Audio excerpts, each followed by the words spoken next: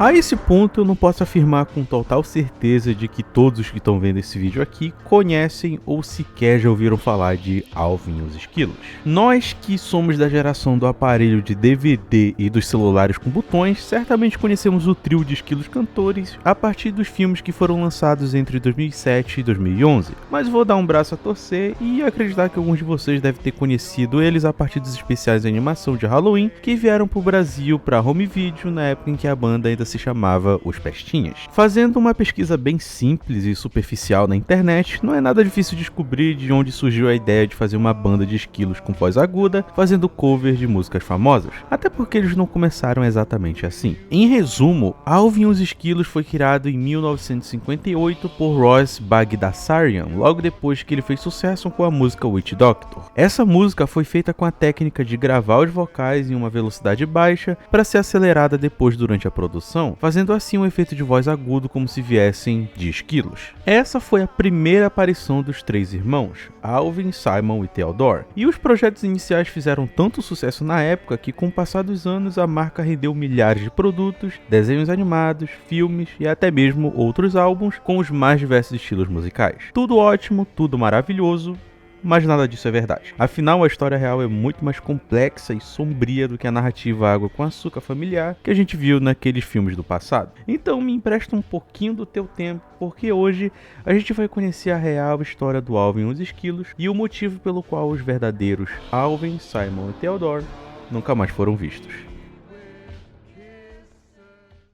Antes da gente começar, só me deixa aproveitar para te mandar um recadinho bem importante da nossa querida Pocket Broker, a plataforma de trading que existe exclusivamente para facilitar a tua vida, a minha e a de todo mundo. Tu que tá aí do outro lado tem interesse em entrar no mundo do investimento, mas não sabe por onde começar? Que tal experimentar uma plataforma fácil de se usar, segura e que de brinde ainda te oferece $100 de bônus caso tu use o nosso código promocional POMBO100. Tudo o que tu precisa fazer é baixar o aplicativo, se cadastrar, abrir a tua primeira transição e em algumas horas, pronto. Aí tá o teu primeiro passo para talvez conseguir lucrar ainda mais. Como eu disse antes, a Pocket Broker é totalmente segura, então tu vai ter diversas opções para saque, como transferência bancária, carteira digital e até mesmo criptomoeda. Tudo com 0% de comissão de saque, suporte 24 horas por dia para sanar tuas dúvidas e mais de 130 ativos com rendimento de até 92%.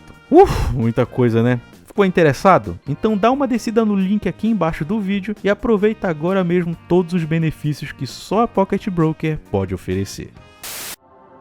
A primeira coisa que a gente precisa ter em mente é que ao menos boa parte daquela história que eu contei no início não é verdade, mas sim uma versão inventada pelo grupo de relações públicas da banda após alguns eventos que acabaram manchando a imagem dos Esquilos para sempre. Ao invés de 1958, a banda foi criada durante o final dos anos 60 por David Seville, um produtor musical que era extremamente famoso naquela época por ter trabalhado junto de bandas como The Zombies e Box Tops. O trio de esquilos teria surgido repentinamente um dia na frente da casa do David após perderem a árvore onde moravam e acabaram assim sendo acolhidos com um novo lar e uma nova figura paterna. Não demorou muito até o David perceber o talento dos três esquilos e começar a trabalhar em alguns projetos independentes em singles como Witch Doctor e Chipmunk Song, o que serviu de impulso para que os dois álbuns originais da banda estreassem com hits que não ficavam abaixo do top 5 da Billboard. E é aqui onde as coisas ficam um pouquinho nebulosas, principalmente porque era incrivelmente difícil fazer entrevistas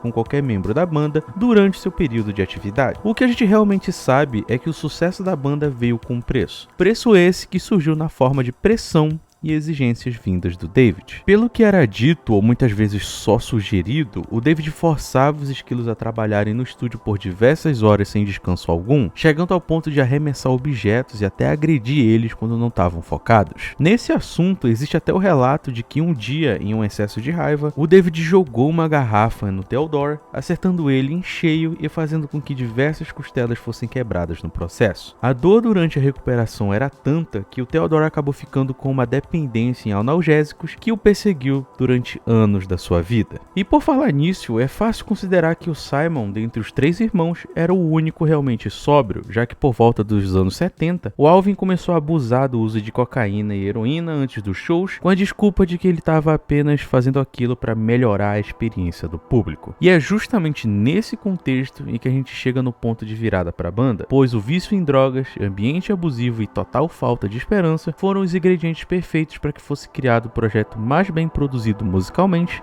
e também o mais polêmico.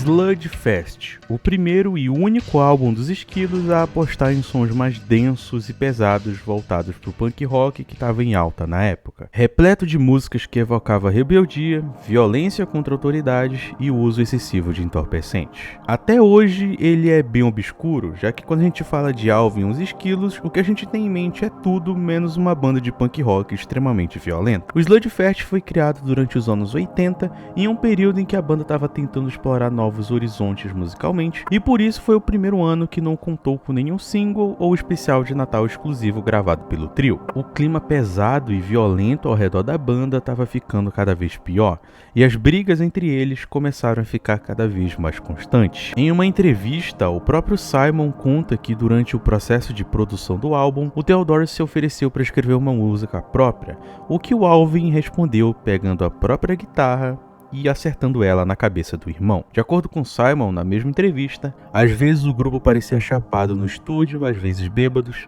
e só Deus podia ajudar quem aparecia na frente do Alvin quando ele estava bêbado. No geral, o fato dos 3 terem conseguido lançar o álbum com vida é algo inexplicável até hoje, principalmente tendo em mente que o Sludgefest foi um sucesso absurdo com os críticos e com parte dos fãs que optaram por aceitar a mudança de rumo da banda. Como esperado, quando o trio saiu em tour, as coisas não deixaram de ser caóticas. Inúmeros relatos foram feitos denunciando a organização dos eventos pelo excesso de violência entre o público durante as rodas punk e até mesmo danos causados por objetos sendo jogados pela própria banda contra o público. Situações como essas e diversos outros relatos absurdos de quem frequentou esses shows na época servem como bons motivos para Sludgefest ter sido o último álbum oficial do trio e também a última ocasião em que foram vistos juntos em um palco. Eu nunca vou esquecer o último show deles.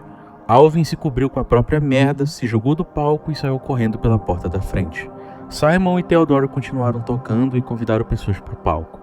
Foi uma noite caótica, mas também foi mágica de uma forma que não se vê mais hoje em dia, disse um dos fãs veteranos do trio.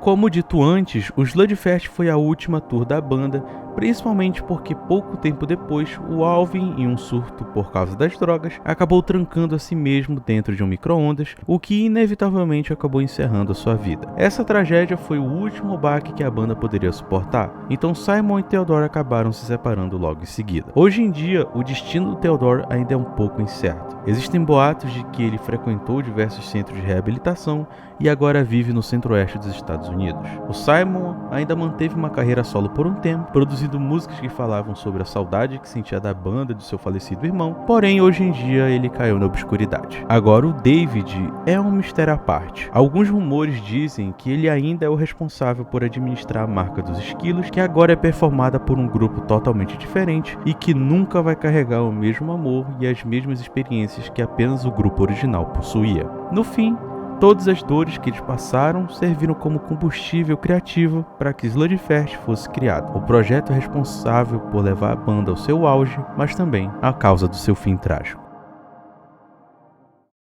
Eu realmente duvido que ao menos uma pessoa ainda esteja assistindo o vídeo a esse ponto e tenha achado que o que eu falei até agora é verdade, porque enfim, é absurdo. Alguns de vocês, principalmente aqueles que assistiram o nosso vídeo sobre o Stalker do Charlie Brown lá, que era o CBM 22? Não, isso é outra coisa, enfim. Bom, naquele vídeo lá sobre o Stalker do Charlie Brown, eu falo sobre esse canal chamado Cystix, que é o responsável por criar todas essas histórias e esses conceitos malucos que parecem ser reais, mas na verdade não são. Ele fez isso algumas outras vezes, como com o Analog Horror da Laranja Irritante. Ele também fez isso com aquele personagem fictício dos Simpsons, que é o Gregor, né? Que é um personagem que a galera finge que sempre existiu. Tem também o que é o meu favorito, que é o vídeo que ele fez contando a história sobre o fim da carreira do Alvin e os Esquilos, tá ligado? Mas no fim é isso, é meio óbvio que nada disso é verdade. Tanto que eu aproveitei essa oportunidade aqui para fazer esse pequeno especialzinho de 1º de abril, que não saiu no dia 1º de abril, mas enfim. Eu sei que vocês devem estar esperando o vídeo de Vale Verde sobre o canal do Dr. Bosch e também a terceira parte do Faith, mas calma porque aconteceram pequenos imprevistos na parte da edição e infelizmente eles vão atrasar um pouquinho, só um tiquinho, então paciência, por favor, eu imploro por paciência. No meu tempo é bem provável que eu acabe lançando alguns videozinhos mais curtos, não tão curtos quanto esse aqui, mas alguns videozinhos extras, então na dúvida dá uma recomendaçãozinha aqui embaixo que eu vou dar uma olhadinha e vejo se vale a pena. É basicamente isso, muito obrigado por perder teu tempo aqui, se inscreve lá no canal do Cystix e a gente se vê na semana que vem.